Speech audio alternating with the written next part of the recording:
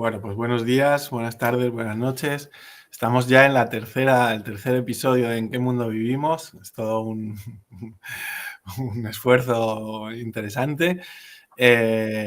Y hoy vamos a trabajar un poquito, a pensar, a discutir sobre el libro de François Dubé, En la época de las pasiones tristes. Este libro que tiene un subtítulo, bueno, el título es maravilloso en sí mismo ya, de por sí. Me parece uno de los mejores títulos que he leído en los últimos tiempos. Y luego tiene un subtítulo larguísimo que voy a leer, que dice de cómo este mundo desigual lleva a la frustración y el resentimiento y desalienta la lucha por una sociedad mejor. La verdad es que con el título y el subtítulo ya tiene todo hecho. Luego el ensayito es muy breve, pero básicamente va de eso. Y hoy están con nosotros, como siempre, está Luis Escobar desde Argentina, que es doctor en estudios sociales en América Latina. Está Andrés Vélez Quintero desde Colombia, que es doctor en sociología y profesor en la Universidad del Valle. Está Pancho Córdoba desde Chile, que es magíster en dirección y liderazgo para la gestión educativa y diplomado en filosofía, sociedad y cultura. Y estoy yo, que soy Alberto Ribes, que soy doctor en sociología y profesor en la Universidad Complutense de Madrid. Y nada, pues vamos a ello. Yo empiezo muy breve con un elogio encendido del título y del subtítulo. O sea, creo que está bien que los libros te digan de qué van exactamente. Es todo muy literal y es todo muy así, ¿no? Y bueno, el libro nos cuenta un poquito el régimen, la transición entre el régimen de la sociedad de clases a una sociedad de desigualdades múltiples, básicamente. A mí me recuerda mucho a los análisis de los años 90 de Bauman, Beck, Sennett, etcétera, cuando hablaban de individualización. Y me recuerda, pero con otro punch, ¿no? Con más, ¿cómo decir? Más compromiso político, porque el libro está muy enfocado a centrar el tema de las desigualdades múltiples como el gran tema de nuestro tiempo, ¿no? Que sería como el gran eje que vertebra la sociedad. Y no sé, no quiero enrollarme mucho al principio, luego lo vamos extendiendo y tal, y volveré sobre estos temas y tal, pero quiero escucharos. Tengo muchísimas ganas de escuchar y saber qué reflexiones tenéis sobre el libro, ¿no? ¿Qué impresión os ha dado así en general?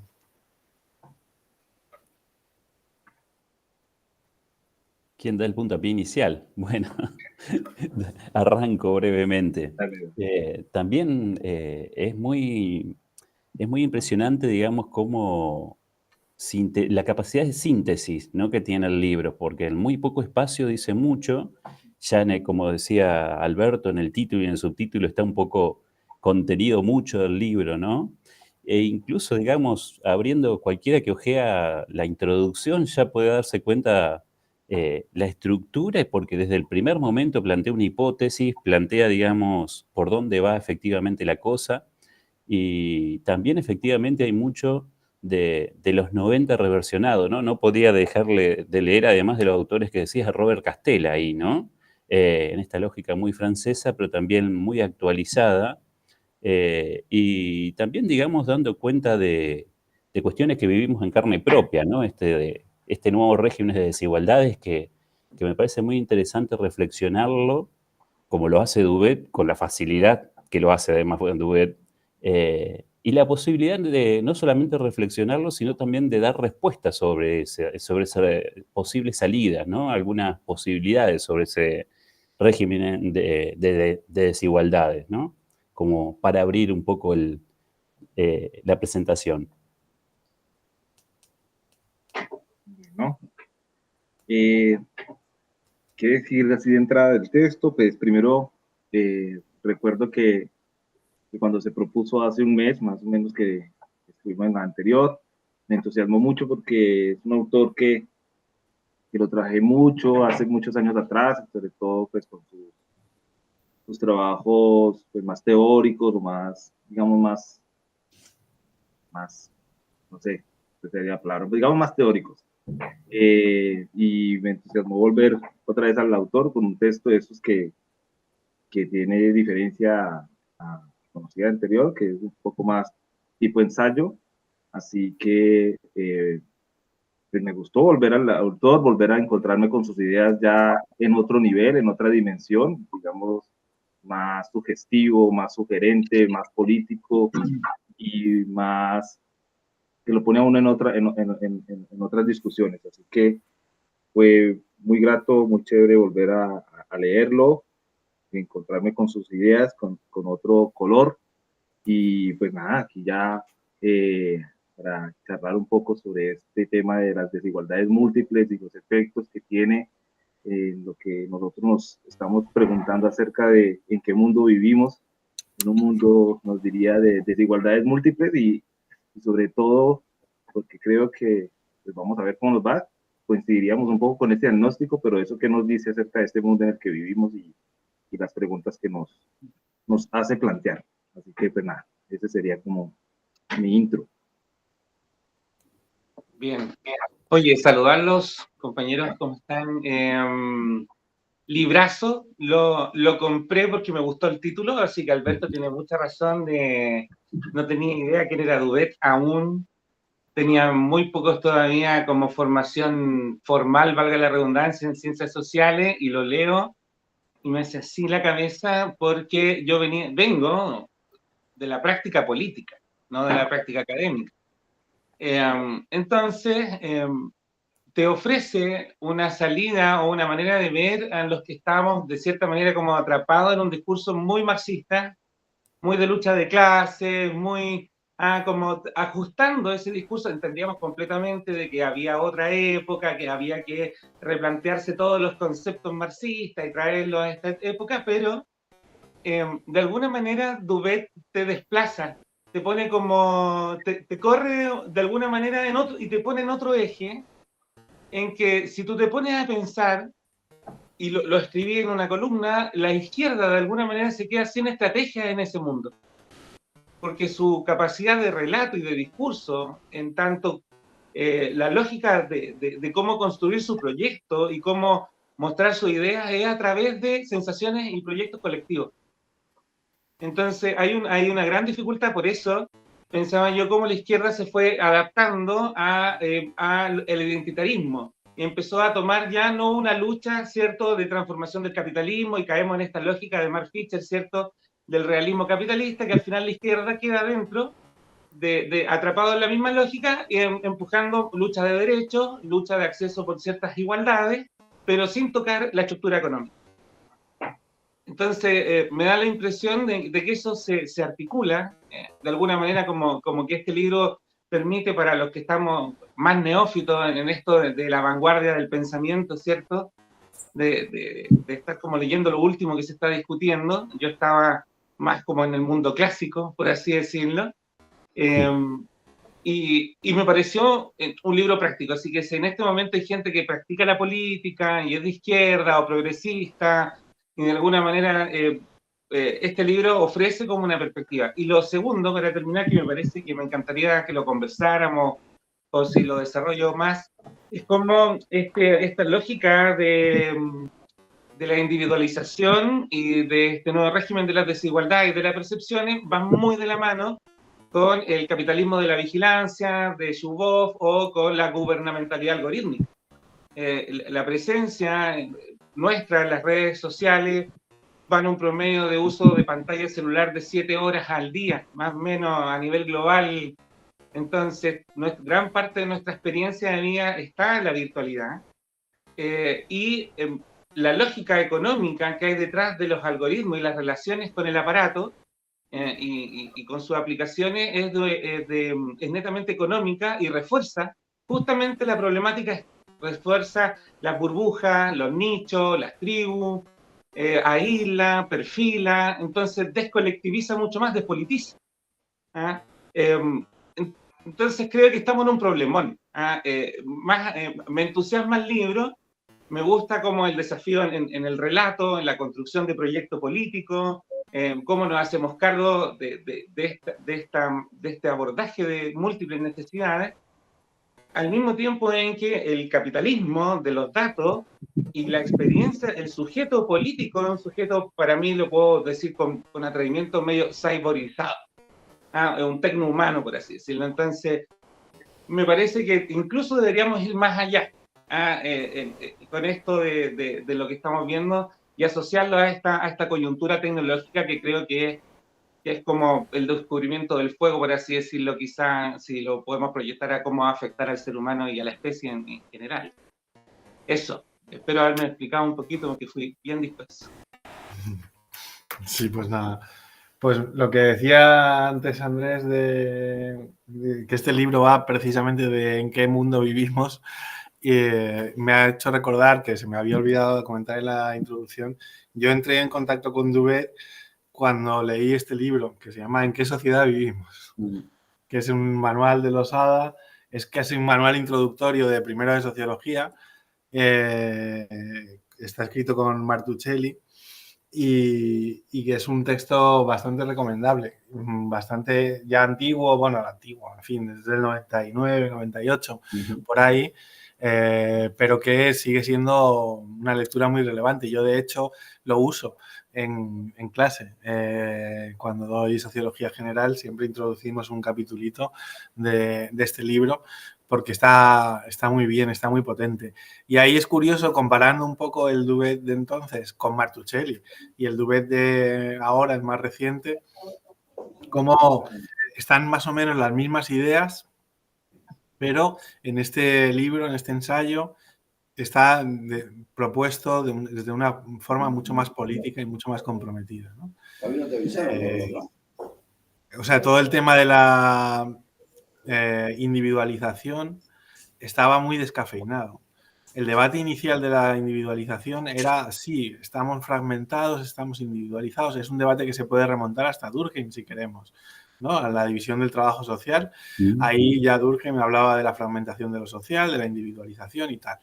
Pero en los 90, mi sensación es que le faltaba precisamente ese toque político, ¿no? Ese toque más reivindicativo y situar más en el centro del debate lo que supone pues esta transición, ¿no? Del sistema de clases a estas nuevas formas de división social, ¿no? Y en ese sentido me parece que es mucho más comprometido con la realidad. Y mucho más político en todos los sentidos, sin que dé una solución mágica a todos los problemas, como no, por otra parte no podemos esperar, ¿no? Simplemente nos introduce en ese asunto.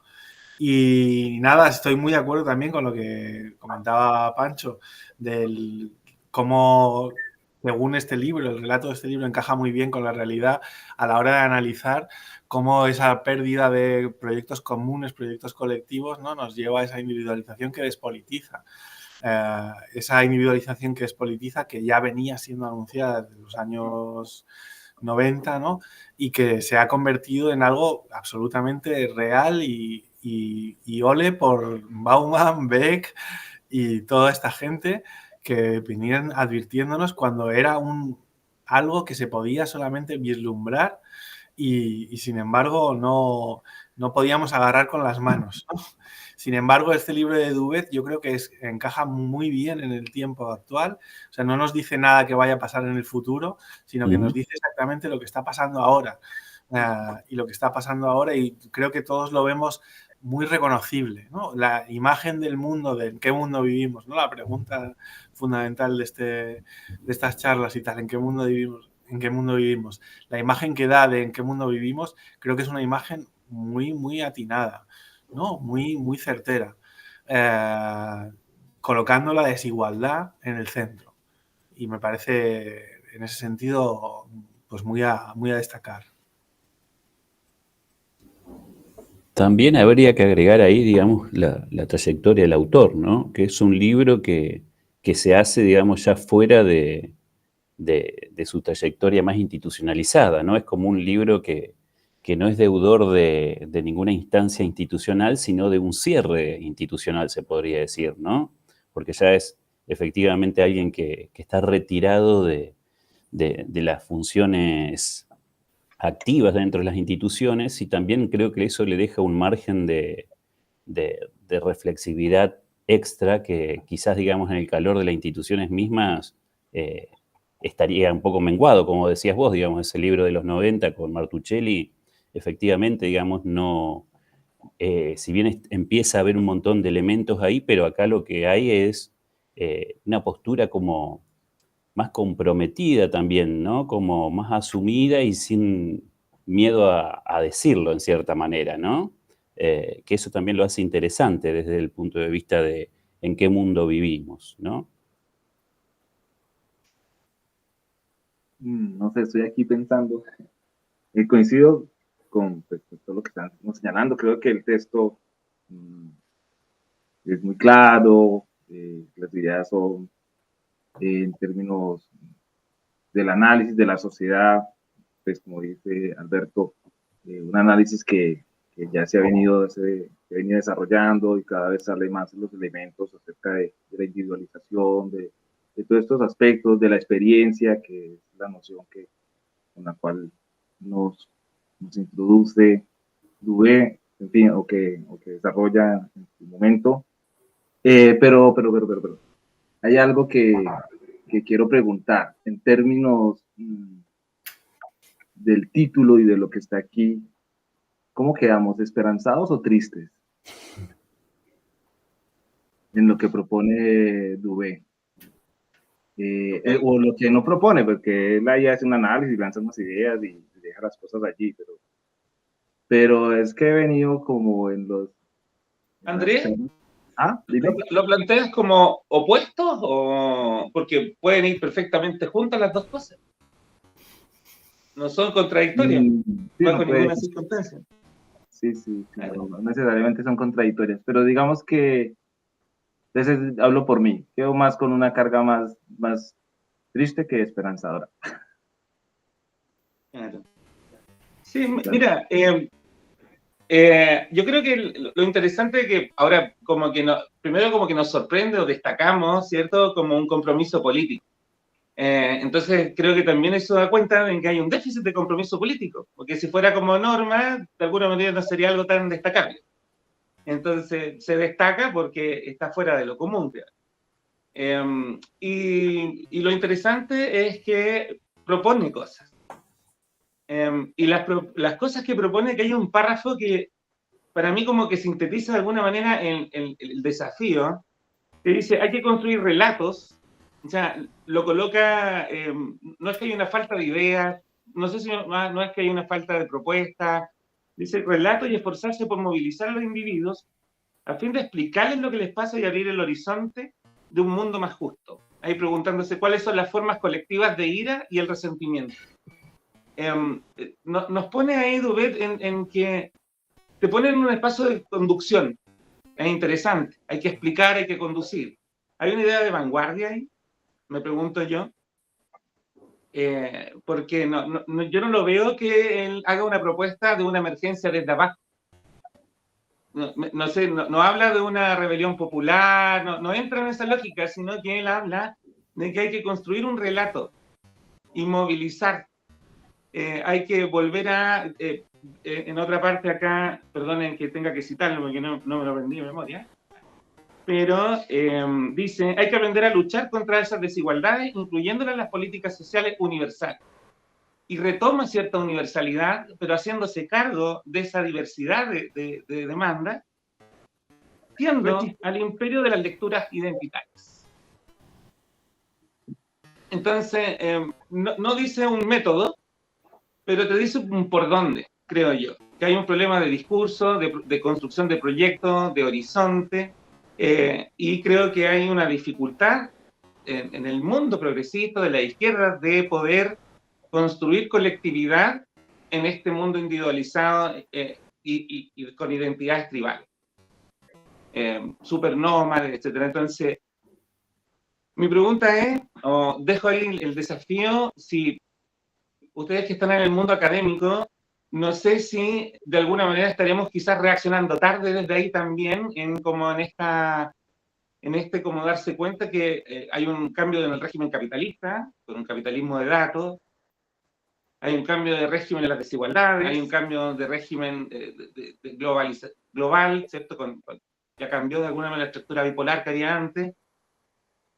Y al menos yo estoy pasando por la academia y uno conversa o ve otras cosas, lo que se está discutiendo, y quizás haya un problema de vanguardia ahí también, de que hay ciertas cosas que deberíamos estar discutiendo más activamente, porque al leer a Dubet uno ve el presente, como bien decía Alberto, o incluso por el espejo retrovisor un poco. Pero los movimientos políticos y los partidos tienen un deber de construcción de futuro, tienen que ofrecer un mundo distinto. Entonces, ¿cómo pasamos del diagnóstico presente de Dubet a una propuesta de futuro? Universal, Bien, yo y que se haga cargo de la pluralidad. Ahí los dejo, el desafío, compañeros, ayúdenme. No, pero es que yo recojo ahí un poco porque ahí es donde yo sostengo o me siento triste, ¿sí? Digamos la sensación, porque la pregunta que tú haces, digamos, o la sugerencia, lo que retomas allí de Dubé, de unos nuevos relatos que ayuden a todo este diagnóstico para darle un lenguaje y unas palabras que puedan recoger y que se pueda, pues es lo que yo no veo, ¿sí? Eso es lo que no encuentro, no tengo y no encuentro así como esa emergencia de eso. Entonces, ya, digamos, para el lugar de la academia o de los intelectuales o la gente que pues tampoco, o sea, no lo veo en lo que poco que he leído, también es poco lo que he leído, pero que no encuentro, digamos, que más allá de este diagnóstico, de esta situación en la que mostramos que el mundo en el que vivimos, donde el capitalismo se sobrepone a cualquier tipo de forma de sociedad, de gobierno y todo esto, se pasa por encima de todo, y en fin, todo lo que hemos venido estado en las últimas charlas, esta, eh, digamos, luz al final del túnel, esa posibilidad no me queda clara cuando además, si bien la cultura está tan como vivimos en Fischer y vimos en algunos de otros autores, está tan permeada por esta lógica del mercado y por la lógica del capitalismo que digamos que entonces como que cierra como esas posibilidades de que algo de lo que propone Tuve o sugiere de relatos que puedan, así como tú mencionaste en la cita. Entonces, ahí es donde está, digamos, un poco la sensación que les menciono. Pues yo voy a coger también el testigo de la tristeza o la esperanza. Yo creo que es bastante triste el libro, porque cuenta cómo se ha desarrollado, cómo se ha fragmentado la posibilidad inicialmente, o la posibilidad que ya existía, que existió en su momento, que dio buenos resultados, de articular una lucha colectiva, ¿no? Una lucha de clases en términos clásicos, ¿no? Y con todas las buenas consecuencias que ha tenido para el desarrollo de los trabajadores y de los seres humanos en general, ¿no? Y en ese sentido, lo que nos está contando Dubet, yo creo que es, nos hemos quedado sin el relato, nos hemos quedado sin la capacidad de acción colectiva, porque están sucediendo cambios que no sabíamos, que no podíamos prever y que no sabemos articular en la práctica todavía. Y bueno, ahí engancho con lo que dice Pancho también, y creo que tampoco es su trabajo. O sea, el trabajo de Dubet es plantearnos el diagnóstico del presente, que ya es bastante complicado, ¿no? Ya es bastante difícil encontrar libros o análisis que nos digan mínimamente cómo están sucediendo las cosas, cómo podemos pensarnos y sobre todo con la, ¿no? Con la robustez que tiene este texto, ¿no? Y en ese sentido entiendo que ya el trabajo, y aquí ya va mi visión particular, política y muy personal, que no necesariamente tiene por qué ser compartida, pero yo entiendo que el trabajo de plantear retos de futuro pertenece a la sociedad. Pertenece a la sociedad organizada como ella quiera, cuando ella quiera. Y el trabajo del intelectual, del sociólogo, del intelectual en general es plantear los problemas fundamentales, ¿no? El diagnóstico de nuestro tiempo, ¿no?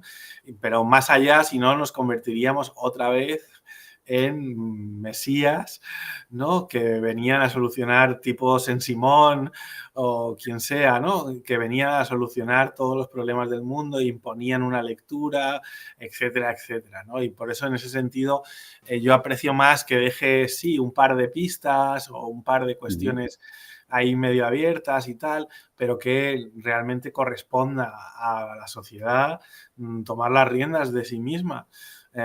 Y hacerse cargo de estos nuevos problemas, de estas nuevas realidades que tenemos que enfrentar. Y un apunte más, que me salgo un poco del tema, pero era sobre lo que decía Luis de la trayectoria de Duvet y tal. Y es que es verdad que él se convierte como en una especie de intelectual flotante, ¿no? Mannheimiano, en el que ahora mismo realmente él sí que está al margen de todo y puede hacer lo que le dé la gana realmente.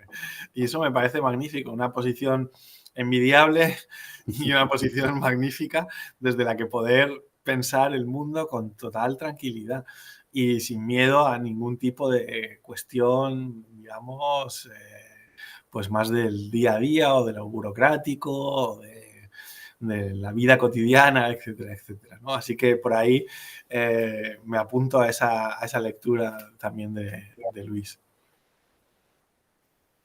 También me parece fabuloso, digamos, esto de claro, los diferentes intercambios en relación a lo que abrió Pancho, ¿no?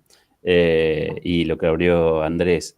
Efectivamente, digamos, creo que esta idea de las ciencias sociales como gurú de futuro, digamos, estrelló en los 70, ¿no? 70, 80.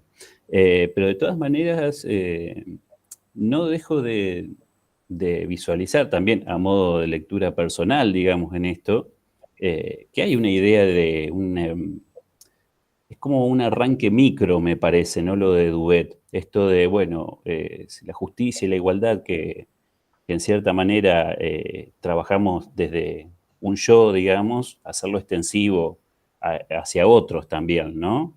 Esta idea que por ahí plantea ya sobre el final, sobre las izquierdas y las derechas, digamos, bueno, si el populismo de derecha tiene su horizonte, digamos, en esto de ver crear un otros y desde ahí orientar su política, las lógicas, en cierta manera, de esta fragmentación individual tiene que ver, digamos, con, lejos de ir atrás de eso, de las izquierdas, tratar de reponer, por lo menos, digamos, un cierto marco colectivo, ¿no? En esto de lo que mínimamente es para uno, tratar de que también lo sea para el otro, ¿no? Y me parece que cómo empezó Andrés hoy contando sus experiencias, justamente desde cuando se presentó estoy trabajando para que los estudiantes logren, ahí también, digamos, es casi una microexperiencia, ¿no? Del trabajo de cada día que tiene que ver con esto de, bueno, posibilitar al otro un poco de lazos que vayan más allá de las desigualdades para posibilitar algunas, no diría igualdades, pero sí semejanzas, ¿no? En el sentido más de Castel, me parece más agradable que igualdad, ¿no? Hoy por hoy. Y también, digamos, ya planteándome un poquito en otros temas del texto, siempre me queda la duda, digamos, de cosas que plantea Duvet de esta cuestión de que efectivamente es muy visible y muy verificable de cómo las desigualdades pasan de ser jerárquicas a ser horizontales en cierta manera, ¿no? Esta cuestión de no ver esas grandes desigualdades que estructuran también las vidas cotidianas, sino regirse más que nada con esas micros desigualdades que se multiplican a 1000, digamos, y que tienen que ver más con separarme, diferenciarme del que tengo al lado o un semejante, digamos, que al que tengo, si lo pensaríamos, digamos, en escala social, arriba, ¿no? Es muy interesante ver eso de cómo desde ahí, justamente, desde esa cuestión, se desestructuró esa vieja sociedad industrial, digamos, esa sociedad salarial, y se constituye y se sedimenta esta sociedad individualizada, ¿no? y cómo sobre ese régimen de desigualdades, de multiplicación de desigualdades también, se encajan estas políticas más vinculadas a las derechas, sobre todo, ¿no? Que él las termina definiendo como populistas, a pesar de la vaguedad y de los problemas que puede tener ese término populista, ¿no? Y sobre todo también pensar esto de esas viejas categorías de identidad, nacionalismo y demás, cómo la derecha las vuelve a explotar, digamos, a partir de estas nuevas desigualdades individualizadas, creando supuestas comunidades nacionales, ¿no?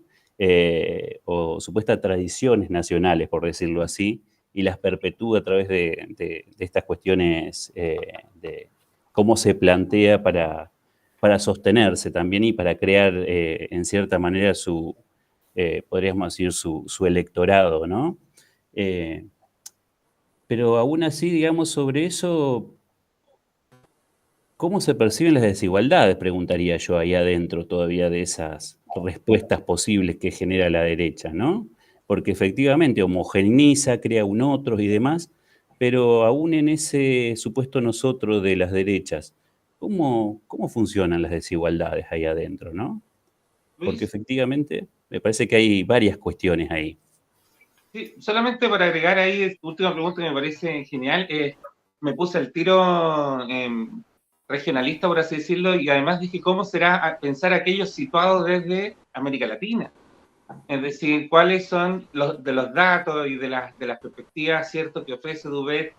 ¿Qué pasa si hacemos el ejercicio de poner esos datos y esas cifras en América Latina? ¿Cuáles son las diferencias regionales? Es decir, ¿cómo se perciben las pasiones listas en el Cono Sur? Ujú.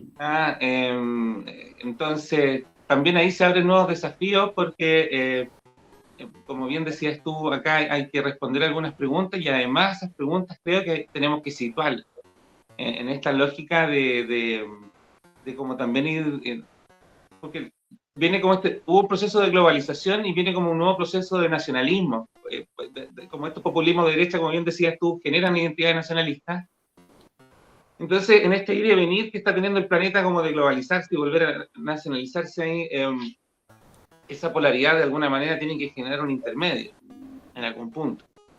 Y creo que tu pregunta, la que haces tú, quizás vaya también por esa línea, es decir, cómo salimos de esa polaridad constante, ¿no? Que ahora, a mí la teoría del péndulo me causa pánico, la encuentro terriblemente determinista. Entonces, para mí, que hayan pendulaciones no significa que la historia se mueva así o el devenir de la humanidad tenga que pasar de cabezazo de lado a lado, ¿no?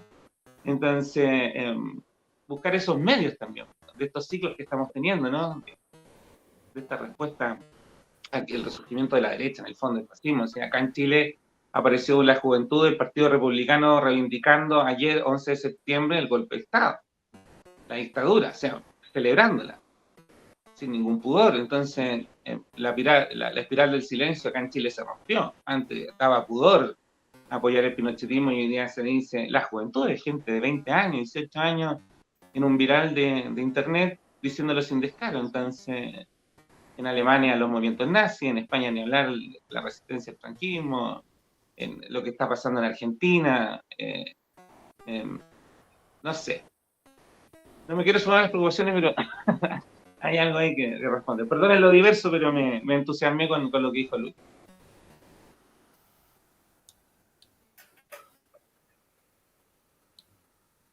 Bueno, pues a mí una de las, bueno, dos cosas. La primera es, no me resisto a leer la primera frase, porque si el título es bueno, el subtítulo es mejor. La primera frase es demoledora y yo creo que cualquiera que vea esto tiene que oírla, ¿no? Entonces, él dice, el espíritu de la época es de pasiones tristes. Pues así se empieza un libro, ¿no? Así se empieza un libro con esa libertad de que comentábamos antes y tal, y con con esa buena forma de escribir, ¿no? Me parece maravilloso. Y luego lo segundo es una cuestión a la que yo le daba vueltas mientras leía, y es ¿por qué esa asociación, por qué él hace esa asociación entre las pasiones tristes y el populismo de derechas, ¿no? ¿por qué? Evidentemente está pasando, ¿no? Pero no sé si porque esté pasando es que tiene que seguirse lógicamente que tenga que suceder, ¿no? Es decir, que entiendo que vamos a tener mucho tiempo, muchas décadas de pasiones tristes y van a ir cambiando los contextos políticos y tal. Y no sé si ahí él se deja llevar demasiado pues está muy apegado a la realidad más inmediata, ¿no? Diciendo esto produce lo otro de una manera demasiado rígida a lo mejor. Y no sé si no podría producir, las pasiones tristes no podrían producir, aunque nos parezca extraño o de alguna forma, producir otro tipo, ¿no? de articulaciones colectivas, ¿no? Porque de hecho no me parece que haya nada intrínsecamente malo en sentir ira, ¿no? Con respecto al estado de cosas que tenemos, ¿no? De hecho, casi me parece lo normal, ¿no? Para cualquier persona que esté mínimamente atenta a las desigualdades, etcétera. Y en ese sentido, no sé si es demasiado mecanicista ahí o yo es mi lectura a lo mejor un poco precipitada y podría plantearse que estas pasiones tristes con las que vamos a estar, pues porque las sociedades cambian muy lentamente como sabemos, ¿no? Con las que vamos a estar bastante tiempo, si hacemos caso a Dubet y creemos que su diagnóstico es correcto y a mí me parece que es bastante correcto, podrían producir otras cosas. Esa es un poco la reflexión. Pues voy a recoger tu línea y es que yo sí creo, o lo que leí, lo que comprendí, la relación entre esas pasiones tristes y este fenómeno de populismo, tanto de derecha como de izquierda, creo que sí tiene una relación muy directa y porque él antes de llegar allí, pues nos muestra más o menos cómo ha avanzado el asunto, cómo se ha avanzado de esta sociedad organizada por clases, esta sociedad que llamaba clásica, moderna, ¿cierto? Más por grupos y esto a una sociedad más individualizada, con con una lógica de mercado así del individuo y este tipo de elementos, y cómo en ese proceso, lo que yo entendí pues del texto, juega un papel muy importante el componente cultural, como un elemento que potencia aún más todo esto de la atomización, de la individualización, toda esta lógica o toda esta forma de concebir el mundo individualizado, cada uno preocupado por sus asuntos, cada uno en lo inmediato, ¿sí? Cada uno vigilante de lo que está al lado, de los atropellos y de una sociedad con unas dinámicas pues, muy conflictivas que lo que terminan es generando ira, resentimientos y todo este tipo de elementos que no pasan entonces ya por un filtro grupal o un filtro más sopesado, sino que es más ¿cómo se dice? Más reaccionario del momento, de una reacción allí. Y creo que allí es donde entendí yo, donde hace clic el populismo. ¿Sí? Entonces, en ese lugar donde desaparecen las mediaciones sociales, colectivas, grupales y de pensamiento y todo este tipo de cosas, y donde el individuo en esta sociedad nos volvemos más reactivos, más emocionales, más pasionales. El discurso que se agarra de esto, así sea de derecha o de izquierda, pues recoge, pesca en río revuelto y tenemos lo que tenemos.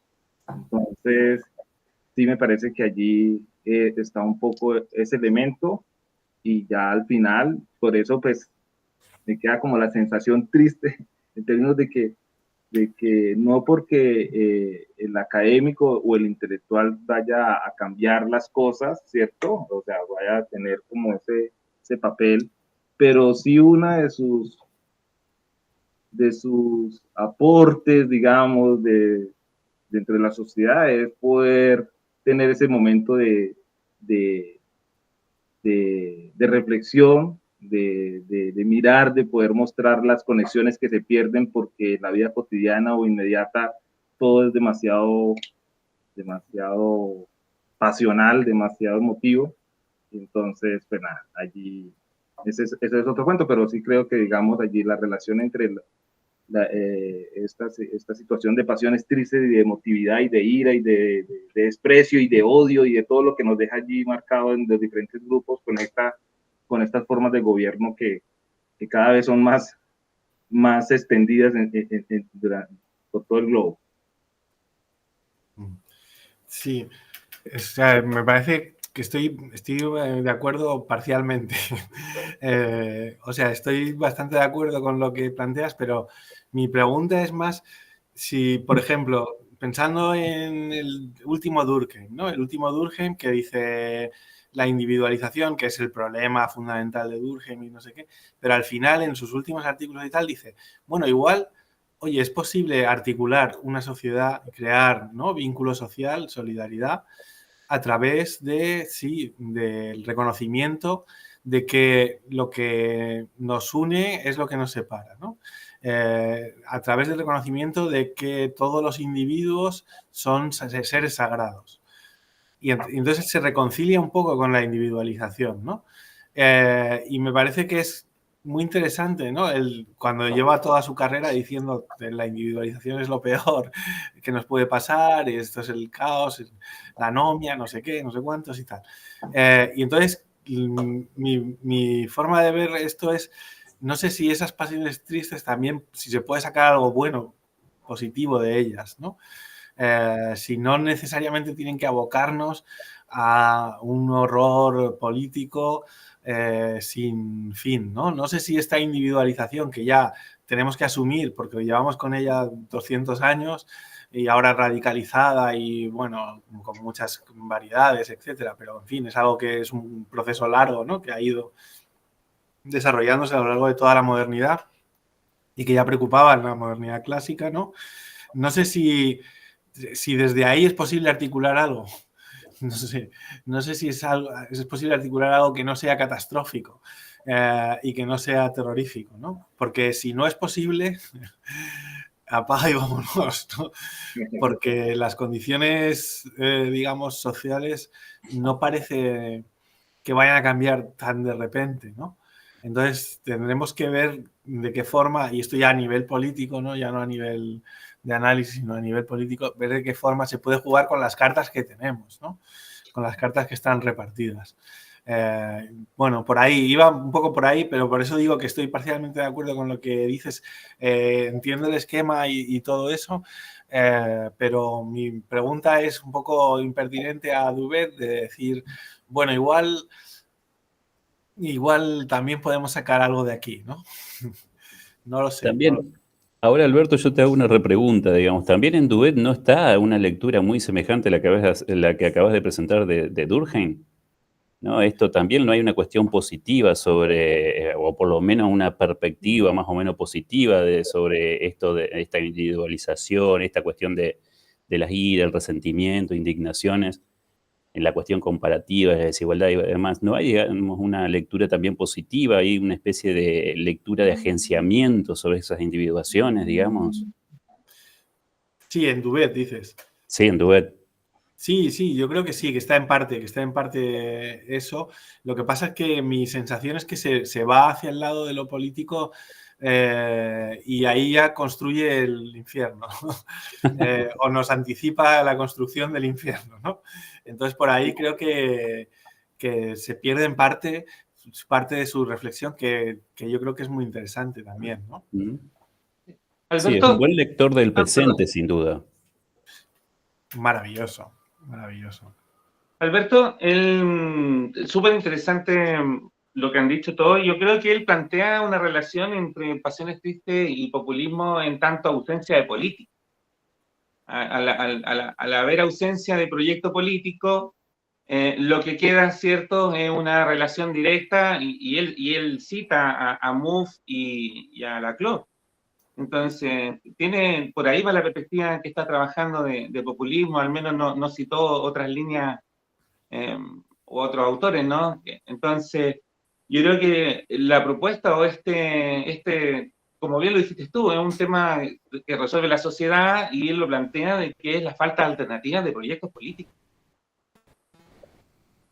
Entonces caemos a lo que decía Fischer y caemos a lo que dicen varios otros y creo lo que lo planteamos, que más que si es que hay o no hay posibilidad, yo creo que la cuestión es deontológica y no teleológica, es decir, hay un deber ser. Hay que hacer la alternativa, hay que construir, es una dinámica que no la vamos a encontrar por accidente construida en el camino. Va a ser ensayo de error, va a ser un proceso colectivo, en esta globalización en donde estamos todos hiperconectados, pero al mismo tiempo construyéndose nacionalismo, entonces es como una separación dentro de la misma totalidad, una cosa bien interesante.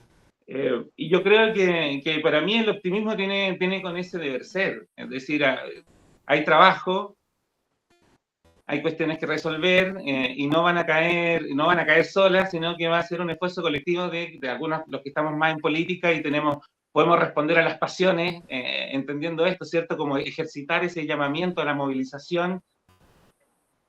Y también la academia, que tiene esta capacidad, como decía, ¿cierto?, de tomar esta como distancia sociológica, ¿cierto?, de poder observar los fenómenos, observarse a sí mismo para sacar los sesgos, y esa dinámica tiene que conversar. Yo creo que aquí hay una media lógica nacional popular de que tenemos que volver a articular el pensamiento, la intelectualidad, la academia con la movilización política, y eso es un ejercicio práctico.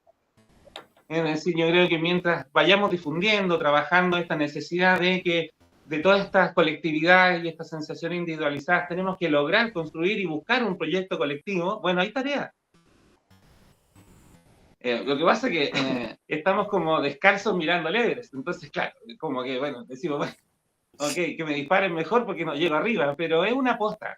Yo creo que hay que verlo así. De alguna manera, como humanidad vamos a tener que resolverlo y a nosotros nos toca transitar quizás cierta toma de conciencia y nos agobia y nos abruma el tamaño de la tarea, porque esto es como una muñeca rusa, uno termina de entender una cuestión y te aparece otra cosa debajo, y bueno, Sí. y quizás sea así por mucho tiempo, queridos amigos, alentarse en la deontología nomás, en hacerlo porque hay que hacerlo, más allá del resultado. Nada, yo sé que vine cargado un poco pesimista y con la lectura acá, pero que no, o sea, el diagnóstico nos lleva, digamos, a ver este tipo de detalles, y ya en otro plano el autor sí coincido con Luis y con Alberto, de que recoge, digamos, este elemento de proyección que se ajusta a esta realidad, pero que no la condena, digamos, a que todo está, o sea, todo está mal y con esta realidad no hay nada que hacer, al contrario. Al final del texto recoge ese ánimo esperanzador en función de ese diagnóstico y lo tiene allí. Yo voy a permitir leer aquí 3 o 4 líneas donde dice: de manera a menudo minúscula, los individuos son más comprometidos y solidarios de lo que lo hacen creer las iras colectivas. ¿Sí? O sea, ahí la ilusión, la esperanza no se pierde aún en el individuo, a pesar de estar atacado por todas estas cosas y todas estas corrientes que están allí. Él tiene esa ilusión y esa esperanza de que haya la posibilidad, que diría con Hannah Arendt, de que esos individuos individualizados y en sus iras, en el momento de que se logren encontrar y hacer política, pues algo puede surgir de allí. Y esta otra parte al final también donde dice: la búsqueda de la justicia y la igualdad para uno mismo y para los demás no es la inyección de ánimo para una sociedad que funciona mal. Debería ser el basamento de una renovación política. Entonces, esos elementos sí coinciden plenamente en lo que estamos aquí señalando, en lo que Alberto subraya de no ver todo tan oscuro, pero bien, está allí, está la tarea, como dice Francisco, muy difícil, porque él luego lo dice: el problema radica en que todos esos actores y todas esas acciones son hoy invisibles. ¿Sí? Y estamos en eso, ¿sí? Sabemos que hay gente, sabemos que hay personas, los conocemos, ¿cierto? Pero lo difícil es poder que dentro de este contexto tomen un protagonismo, una relevancia, y cuando lo llegan a tomar, hablo por mi triste país, cuando lo llegan a tomar, pues son silenciados o, en fin, este tipo de cosas donde cuando alguien levanta la voz, otras fuerzas las apagan, las asesinan, para ser más directos. Entonces, eso es, y sí, guardamos la esperanza, tenemos la ilusión de que en esta realidad los chicos que están en las barriadas, las mujeres, los campesinos, en fin, surjan estas expresiones.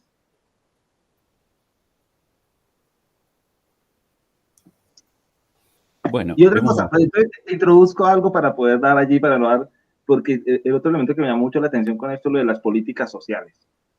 En medio de todo esto, las políticas de gobierno, o sea, porque está bien que digamos, sí, confiamos, tenemos la esperanza en el individuo y el sujeto y tenemos esto, pero pues obviamente hay una institucionalidad que existe y que, bueno, y cómo funciona con esto, es decir, si bien el Estado se presta para todo y los poderes poderosos lo utilizan a su amaño, pero igual está también allí para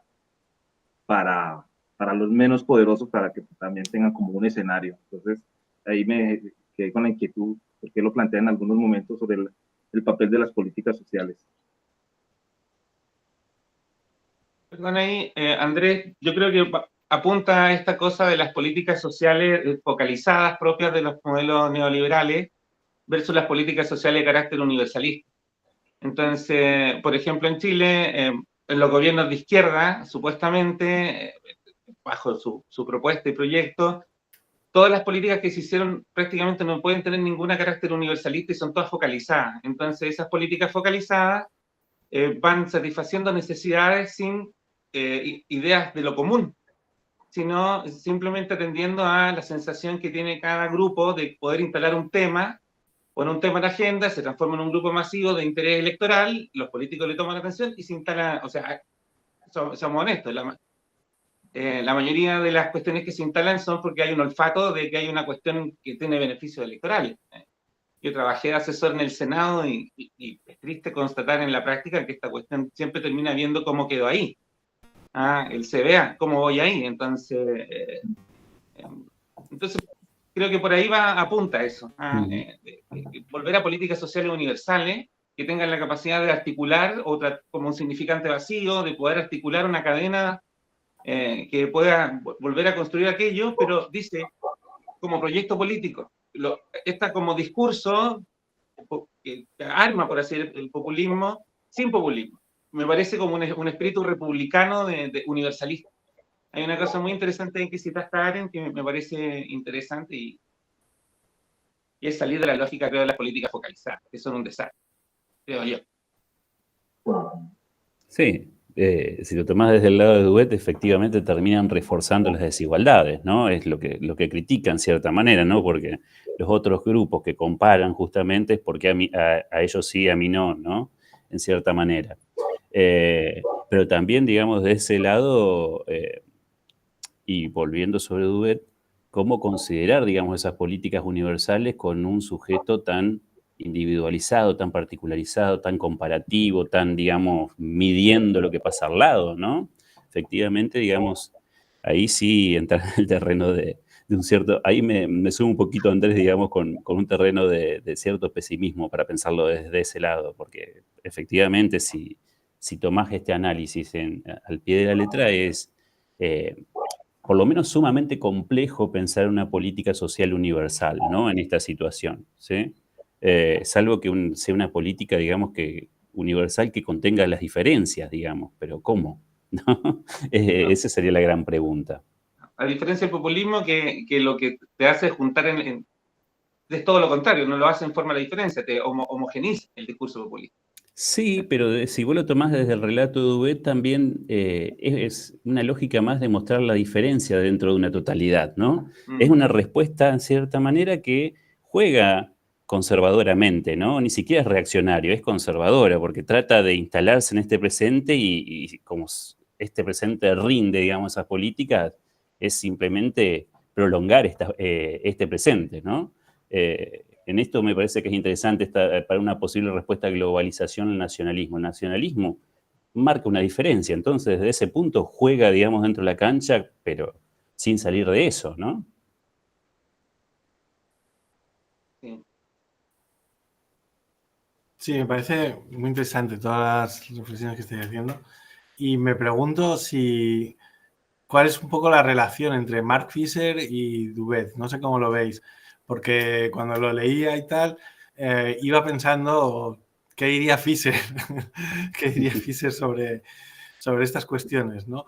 Y creo que, y aquí avanzo yo un poco, creo que están bastante en sintonía, ¿no?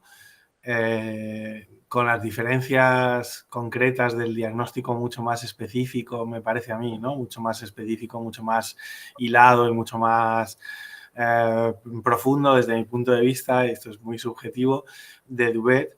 Pero creo que Fisher en el fondo está jugando en la misma, un poco en la misma liga, ¿no?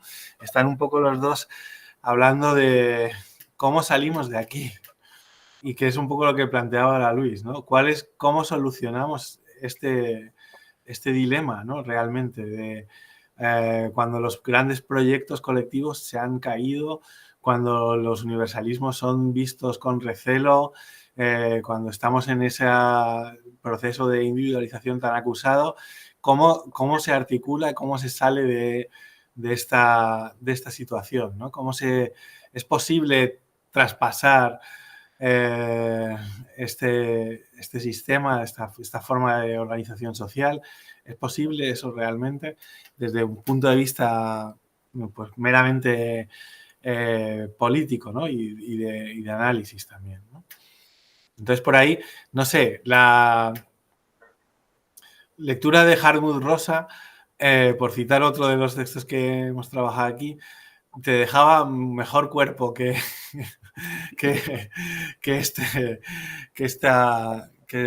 Duvet y que Fisher, ¿no? Yo creo que siendo los dos, abriendo los dos un espacio al final para, en fin, para la esperanza, etcétera, etcétera, aunque sea breve, aunque sea pequeño, aunque seamos invisibles, como decía Pancho, leyendo a Duvet y tal, ¿no? Pero claro, Hartmut Rosa, en cambio, lo planteaba más en términos, ¿no? De cómo encontrar las alegrías, cómo realmente reconectar entre nosotros, cómo reconectar, cómo rearmar lo social, ¿no? El andamiaje de lo social. Y por ahí me parece que era una propuesta como mucho más, sí, mucho más positiva, por supuesto, pero mucho más capaz de construir alternativas, ¿no? Yo me resisto a la forma de la pregunta. En tanto que si es posible o no es posible, yo creo que es posible si nosotros podemos pretender de que hayan condiciones diferentes en este momento. Entonces, la posibilidad siempre está, de alguna manera, aunque sea un bajo porcentaje de probabilidad en las condiciones actuales, hay una posibilidad. Entonces, lo que pasa es que esa pregunta nos sitúa muy en el inmediato. Y yo creo que las posibilidades hay que construirlas. Aquí estoy como una postura política prácticamente, ¿no? Como de metodología de trabajo. Entonces, si nos ponemos en el ahora, claro que hoy día no hay posibilidades, pero el ahora es un devenir. Entonces, hay que, creo yo, buscar cuáles son las maneras, en las condiciones en que estamos, con lo que hay, de ir construyendo condiciones distintas para que aquello pueda ir ocurriendo. Yo creo que hay elementos globalizantes, por así decirlo, universalistas que están ocurriendo, que por ejemplo la crisis climática va a ser tan elocuente y tan evidente con el paso de las décadas el cambio climático que ya no va a poder ser tan negado. Creo que hay una situación ahí. Yo creo que la brecha tecnológica que se puede dar bajo las lógicas neoliberales es muy grande igual. Creo que van a ir ahí unos nuevos derechos de acceso a tecnología, a las lógicas transhumanistas, etcétera, en pocas décadas. No va a ser extraño que en 2 décadas más las terapias genéticas van a ser, o incorporaciones de elementos tecnológicos al cuerpo van a ser una realidad, y ya veo a los estados tratando de colocar eso en los seguros. Entonces, la reestructuración se va a dar. Entonces, yo creo que hay que estar más pendiente de cómo vamos ahí en esa reestructuración, de que si va a ocurrir o no va a ocurrir. Ojalá que ocurra para el lado nuestro, por así decirlo, pero va a ocurrir de alguna u otra manera, va a haber un proceso de adaptación. Y no sé si alcanzaremos a subvertir, pero al menos quedar mejor posicionados. No sé si me logro explicar, ¿no? Como mi optimismo es el del soldado que va a la guerra y dice, bueno, ojalá que no me llegue una bala, pero tengo que... si me voy para atrás me disparan, así que voy hacia adelante, ¿no? Es como no queda otra, ¿no? Como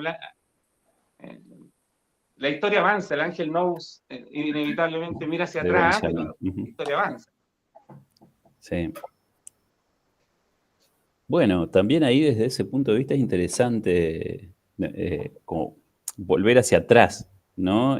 Sobre todo si lo pensás políticamente hacia futuro, también lo podés pensar, digamos, hacia el pasado, ¿no? Y en eso Duvet me parece muy interesante porque no es un sociólogo que piensa la sociedad desde la sociedad presente y nada más, sino que la pone en un tiempo histórico a esa sociedad, ¿no? Eso también es algo muy, me parece muy rescatable de Duvet y que creo que también aparece ahí el diálogo con Fisher, ¿no? Esto de volverse a las sociedades de casta, de estamento, para explicar las desigualdades. Y lo interesante es que muestra, digamos, cómo las desigualdades se estructuran a largo plazo, en cierta manera, ¿no? Y cómo el concepto de clases sociales que se termina, digamos, imponiendo en esa sociedad salarial, en cierta manera, lo que hace, en definitiva, es como ocultar esas desigualdades. Pero cuando esa sociedad se cae, esas desigualdades vuelven a aparecer y es eso justamente lo que se multiplica, ¿no? Pero, en definitiva, tampoco es algo plenamente novedoso, digamos, este nuevo régimen de desigualdades que se multiplican, sino, digamos, que tienen un asiento a largo plazo que Duvet lo remarca de manera bastante interesante, ¿no? Entonces también por ahí es pensar, digamos, un futuro, si, digamos, se pudo estructurar una sociedad de salario con estas desigualdades, bueno, efectivamente, digamos, hacia futuro también, si bien vamos con los ojos cerrados, como decís vos, o corriendo, digamos, sin pensar demasiado o haciéndolos cargo parcialmente lo que pasa atrás, pero efectivamente también se puede pensar, digamos, se pueden estructurar otras salidas de esto, ¿no? Bueno, yo voy a recoger las dos inquietudes de Alberto a ver si logro mencionar algo. No, la relación que yo encuentro con Dubé y Fischer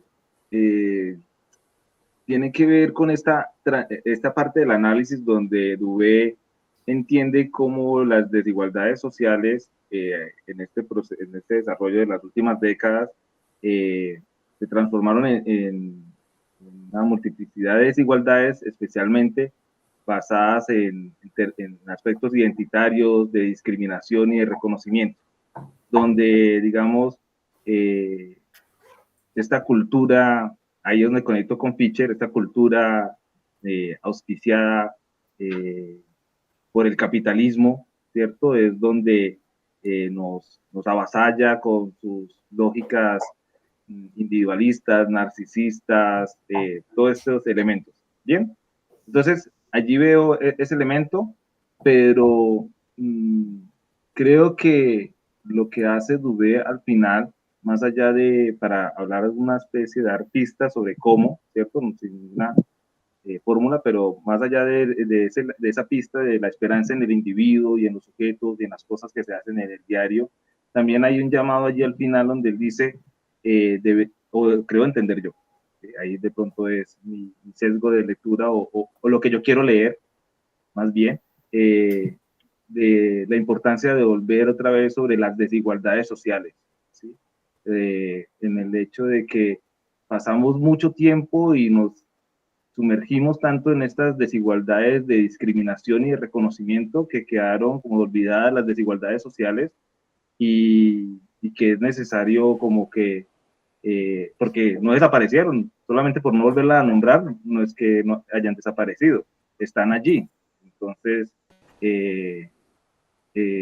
como retomar ese aspecto, ese elemento y volver a poner las tintas en ese aspecto, podría ser, ¿sí? Una forma de esa mezcla entre lo individual y las desigualdades sociales, buscan relatos diferentes a los que tenemos ahora.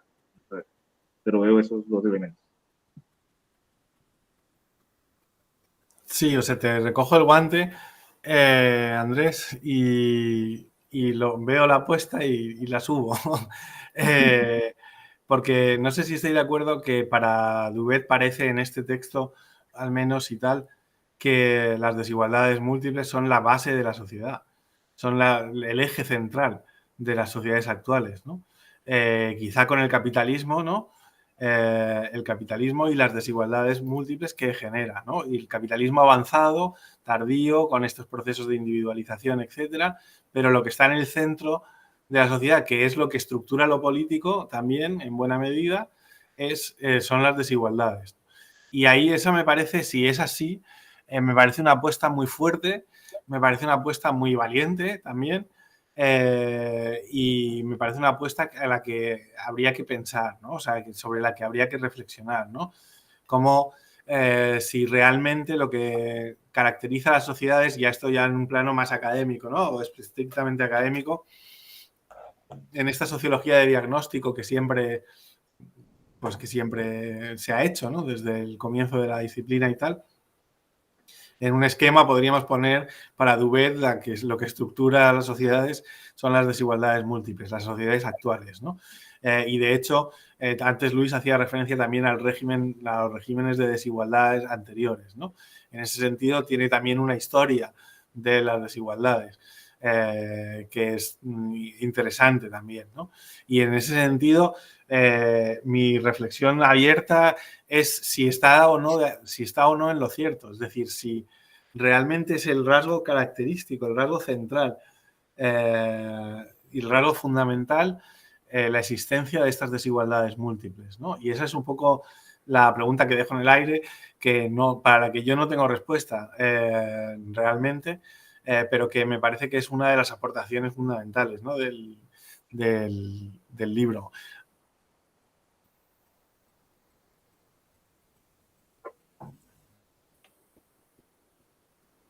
¿Qué más tenemos ahí? De nada. A mí me parece que para pues, conectar lo que él dice acá con su sociología, pues con la que nos formamos o formamos, como hace Alberto a sus estudiantes, esta sociología donde él reconoce como un elemento clave para comprensión de estas realidades sociales, la categoría de experiencia, la experiencia pasada por el individuo, y otra categoría que me gustó mucho allí en el texto y que recordé también, y que ahorita que mencionaban a Marcuchelli, la noción de prueba, las pruebas individuales, las pruebas colectivas, no sé, por poner allí elementos que están en el texto de pronto subrepticiamente, pero que se pueden reconocer.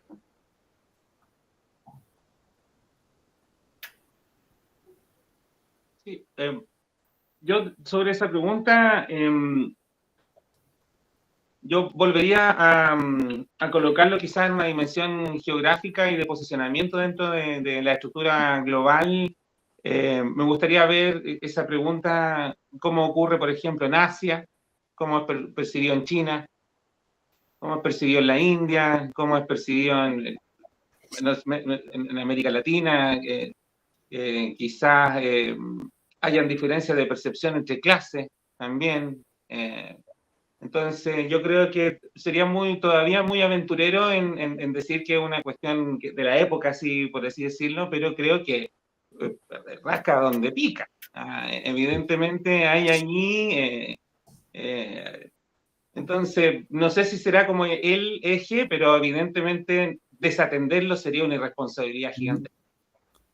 O sea, al menos va en el carro de compra, hay que echarlo ahí y debe pasar por caja. Ahora, no sé si tendrá ese carácter tan grande todavía, pero es inevitable, creo yo. Ese es su gran aporte. O sea, por Fischer hay que pasar. Perdón, por Duvet hay que pasar. Por Fischer sí, pero por Duvet creo que es más útil la pasada por Duvet. Creo yo. Sí. Sí, creo que coincido también en eso, ¿no? Como que está efectivamente en el carro de compras, por decirlo así. No es el eje, pero es uno de los ejes, ¿no? Que tiene que estar sí o sí, me parece. Aparte, digamos, es como el mismo desde el principio, como decía, cuando iniciamos, presenta esto, ¿no? Que el papel él aspira a comprender justamente el papel de las desigualdades en esas pasiones tristes, justamente, ¿no? Y desde ese punto me parece, digamos, un eje, uno de los ejes que tienen que estar sí o sí, ¿no? Así que en ese aspecto me parece que es fundamental.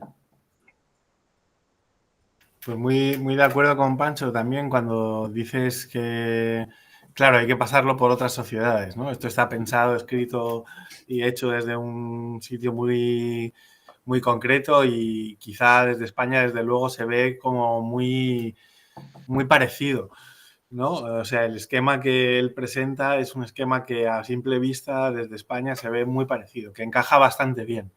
Pero claro, hay que sacarlo de estas latitudes, De las llevarlo a latitudes otro más sitio. occidentales, diría, ¿no? Porque efectivamente acá también coincide. ¿Cómo ocurre en la periferia no occidentalizada, por así decirlo, o en el grado de relación con el centro? Porque hay culturas súper periféricas que son, no sé, por Panamá, culturas que son otro estado del centro y están, entre comillas, en la periferia. Entonces, pero sí, yo creo que, vuelvo a insistir, Duber hace algo ahí que para los que de alguna manera estamos siempre pensando en cómo movilizar masa y construir discursos y proyectar cosas, apunta ahí a un lugar de que no nos hemos hecho cargo. O sea, yo he estado en muchas reuniones políticas, muchas reuniones de partidos, muchas estrategias y caemos simplemente en cómo sectorizamos el discurso y pero no tenemos un análisis de que eso lo único que hace es reforzar mucho más. O sea, ahora yo tengo un pensamiento crítico sobre la manera en que hacemos campañas políticas de la izquierda. Entonces, ¿qué? ¿Es un problema de ausencia de proyectos? ¿Tenemos proyectos también de dónde beber para poder construir otro relato? Entonces, y ahí entra Fischer. A lo mejor el pensamiento de izquierda abandonó la superación del capitalismo en este ciclo y hay que recuperarlo. Así de simple.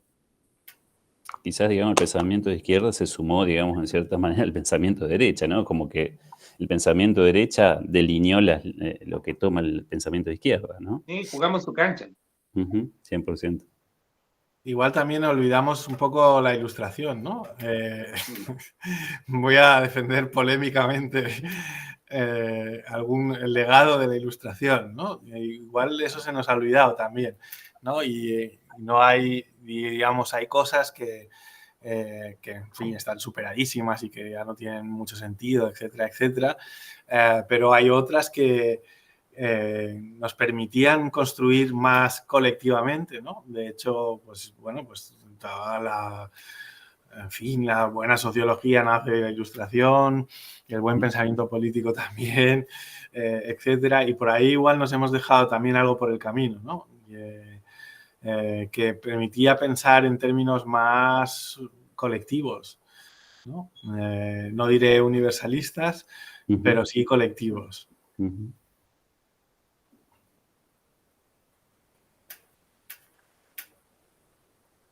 Y además, en una época en que la palabra colectivista se usa como insulto. Colectivista.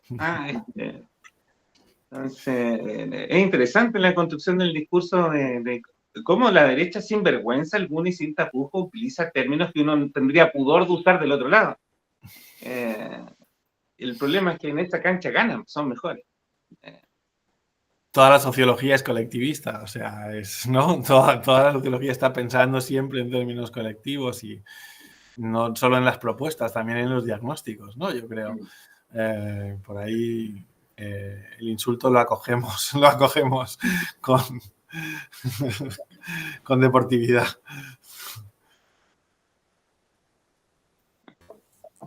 Bueno, pues si os parece, vamos cerrando la sesión. No sé si os queda algo así en el tintero que os hayáis guardado para el momento final o lo que sea. ¿No? Pues, no, creo que está. Fue muy agradable la conversa. Siempre se aprende mucho. Muchas gracias. Sí, hemos reflexionado, hemos pensado y la verdad es que yo he aprendido un montón. Y muchas gracias a los tres por participar. Igualmente. Y detengo la grabación.